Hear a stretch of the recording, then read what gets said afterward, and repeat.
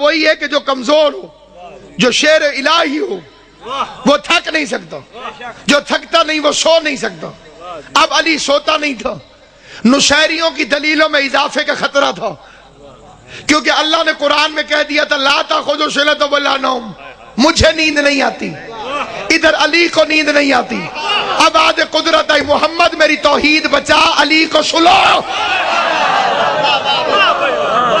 جس کی نیند ضمانت توحید بن جائے اسے محبت کی زبان میں علی کہتے ہیں، اس کی نیند توحید کی ضمانت بن گئی۔ وہ ایک رات کے لیے سویا اور اللہ نے اس کا نفس خرید لیا۔ اب موت آتی ہے نفس کو، اور علی کا نفس ہے اللہ کے پاس، اللہ کی مرضیاں ہیں علی کے پاس۔ رضی اللہ بننا ہے تو علی کو راضی کرو۔ توجہ ہے یا نہیں آپ؟ رضی اللہ بننا ہے تو علی کو راضی کرو۔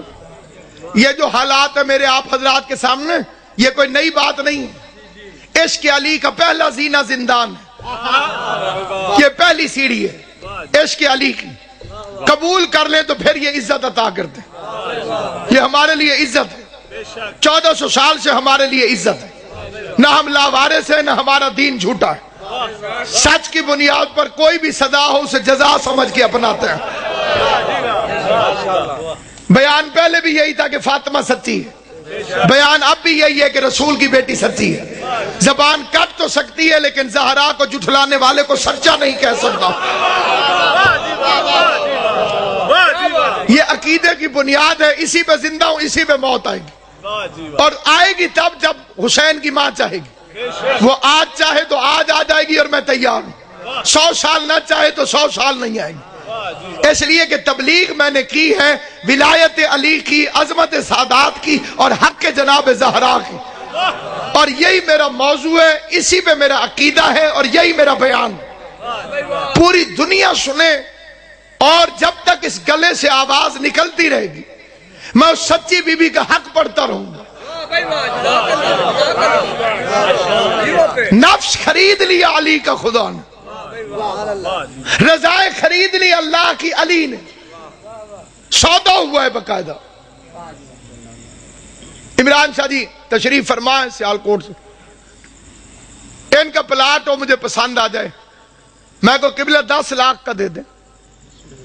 میں نے سودا کر لیا، 10 لاکھ ان کے ہو گئے، پلاٹ میرا ہو گیا۔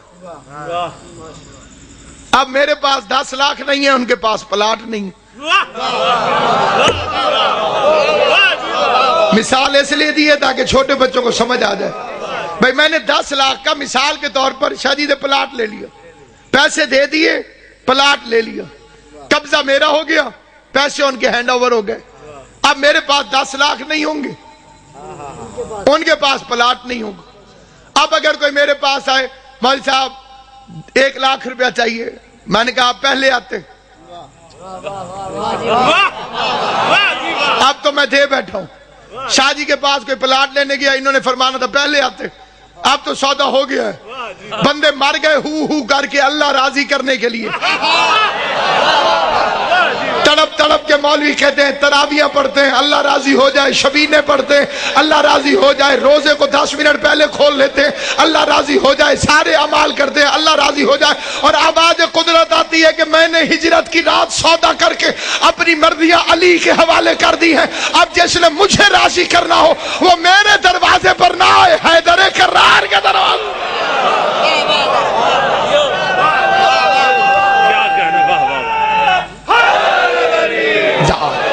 اور جس سے زہرا راضی نہیں ہو اس سے علی راضی کیسے ہوگا؟ ہر بندہ چاہتا ہے کہ میرے پیر کے ساتھ رضی اللہ لگ جائے۔ رضی اللہ کا مطلب ہے خدایا اس سے راضی ہو جاؤ۔ بندہ پوچھے بھی پہلے ناراض کیتا کیوں سے؟ غور ہے یا نہیں؟ پیر بنایا جاتا ہے کہ وہ اللہ کو ہم سے راضی کرے، اے الٹے پیر بخشوانے پہ گئے۔ توجہ ہے یا نہیں؟ بنایا پیر کہ یہ اللہ کو ہم سے راضی کرے گا، الٹا اس کے لیے دعا یا اللہ اس سے راضی ہو جائے۔ توجہ ہے یہ؟ پروردگارہ تو بھی میرے راضی ہو جا، تھوڑے رضی اللہ ہو جا، راضی ہو جا، راضی ہو جا، راضی ہو جا۔ دعائیں لے رہے ہیں الٹا مریدوں کی، جو بیچارہ ہماری دعا کا محتاج ہو وہ جنت میں کیسے لے کر جائے گا؟ بھئی یہ اللہ میاں راضی ہو جا اپیل ہی ہے، ضروری نہیں کہ منظور ہو۔ عوام کی دعائیں اگر قبول نہ ہوئیں تو صاحب تو گئے۔ اس لیے علی کے ساتھ لکھتے ہیں کرم اللہ وجہہ، سب سے پہلے لکھا فخر الدین رازی نے۔ مریدوں نے پوچھا، شاگردوں نے پوچھا، حضور سارے صحابہ رضی اللہ، علی کرم اللہ، علی کو رضی اللہ کیوں نہیں لکھا؟ خدا کی قسم میں اوڑھ کے بھی یہ فقرہ پڑھوں تو فخر الدین رازی کے اس فقرے کی قیمت نہیں ہے۔ انہوں نے فرمایا اگر علی نے بھی پوری زندگی کوئی گناہ کیا ہوتا، سلامت رہو، آباد و شاد رہو، سلامت رہو، اگر علی نے بھی پوری زندگی کوئی گناہ کیا ہوتا اور اللہ علی سے ناراض ہوا ہوتا تو تب میں علی کو رضی اللہ کہتا۔ چھوٹے بچوں کو سمجھانا پڑتا ہے، ان دو بچوں کی آپس میں کوئی لڑائی تو نہیں ہے، تو نہیں کوئی لڑائی؟ میں ہر 2 منٹ بعد کہوں تو راضی ہو جائے دن، وہ آخر آگ کے کہے گا میں کدو ناراض ہے دل۔ توجہ ہے یا نہیں؟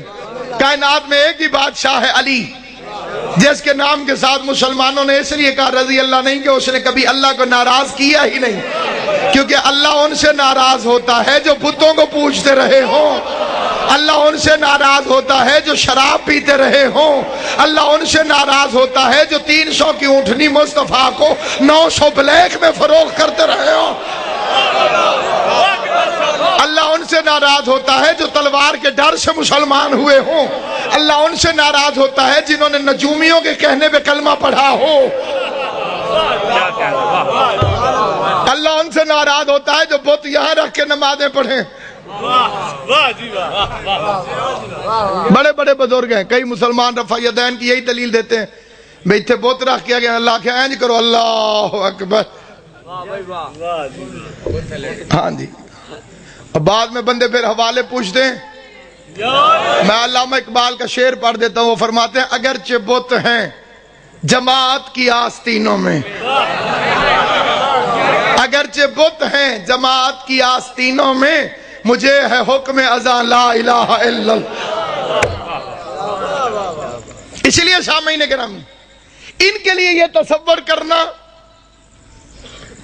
کہ ان کے لیے موت ہے، یہ مادیت پرستوں کی بات ہے۔ انہوں نے کیوں ایسا کیا؟ تاکہ دنیا کو پتہ چلے کہ ہم خدا نہیں۔ اس لیے تابوت بھی اٹھے، مزار بھی بنے، اور آج روزے بھی موجود ہیں، لیکن انہیں اپنے جیسا گمان کرنا جہالت۔ اس لیے کہ خدا بند کریم نے ان کو جو عزت اور عظمت عطا کی ہے اس کے لیے ایک فرمان معصوم پڑھ دو، فرمان نحنو فی الاجسام اشباہ، ہم جسموں میں شبیہ کی طرح ہیں،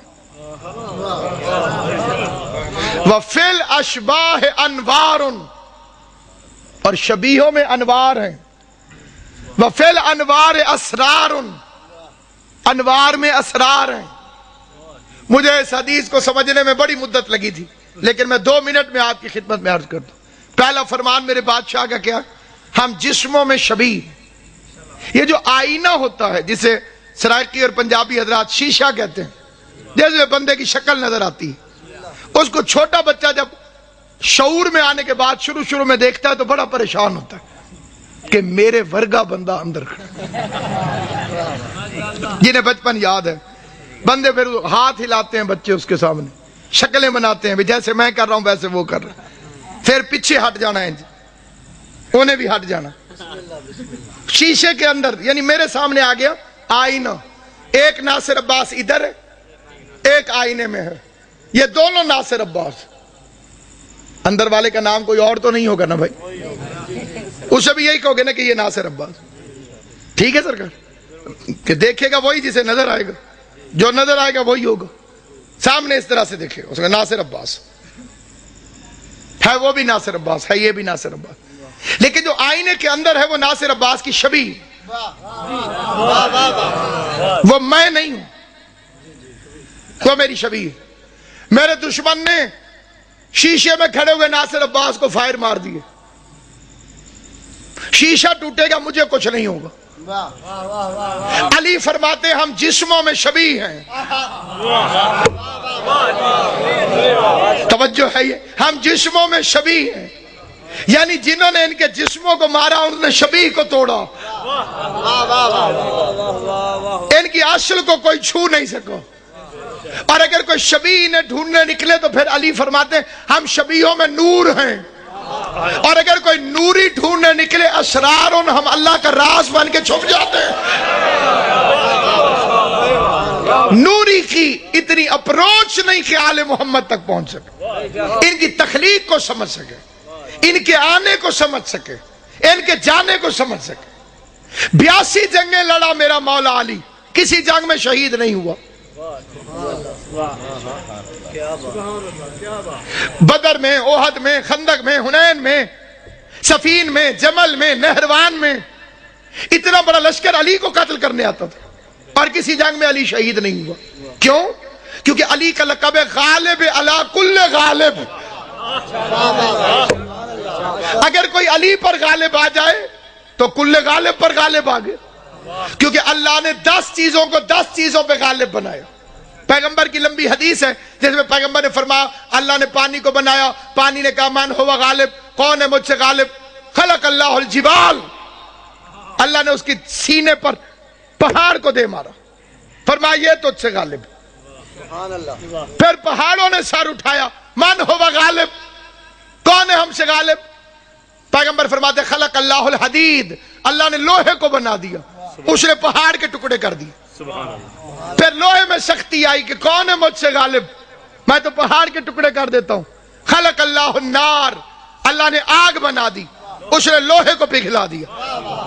फिर आग ने कहा मन हुआ गालिब, खलक अल्लाहुल मा, अल्लाह ने पानी को खालिक किया, उसने आग को बुझा दिया। पानी ने कहा मन हुआ गालिब, खलक अल्लाह सिहाब, अल्लाह ने बादल बना दिए। फिर बादलों ने कहा मन हुआ गालिब, खलक अल्लाह री, अल्लाह ने हवा बना दी जो बादल को कभी इधर उठा के ले जाए, कभी इधर उठा के ले जाए। फिर हवा ने कहा मन हुआ गालिब, मुझसे बड़ा गालिब कौन? अब बड़ा अजीब फिक्रा है, लेकिन हजूर की हदीस है, फरमाया खलक अल्लाहुल इंसान, अल्लाह ने हजरत इंसान को बना दिया। हवा चल रही है, उसने नोटिस ही नहीं लिया, सो गया, उसे परवाह ही नहीं, चलती रहे हवा। तवज्जो है ये नहीं? हवा चलती रही जो बादलों को उड़ा देती थी, इंसान ने नोटिस ही नहीं लिया। अगले फिक्रे से पूरा मजमा मुत्तफिक होगा। मासूम फरमाते हैं कि फिर इंसान ने कहा मन हुआ गालिब, शायद मैं सबसे बड़ी चीज हूं। पैगंबर फरमाते हैं खलक अल्लाहुल मौत, अल्लाह ने मौत को बनाया जो इसके गरूर को तोड़ देती है। इसकी गर्दन की अकड़ खत्म होती है तो मौत का नाम सुनकर, इसकी मंसूबा बंदियां दम तोड़ती है तो मौत का नाम सुनकर, 100 साल की प्लानिंग करने वाला इंसान खत्म हो जाती है हर चीज मौत का तसव्वुर सुनकर। यानी इस पर गालिब है मौत, और मौत पर गालिब है अम्र, और अम्र पे गालिब है उलिल अम्र, और वो है अली और उसके 11 बेटे।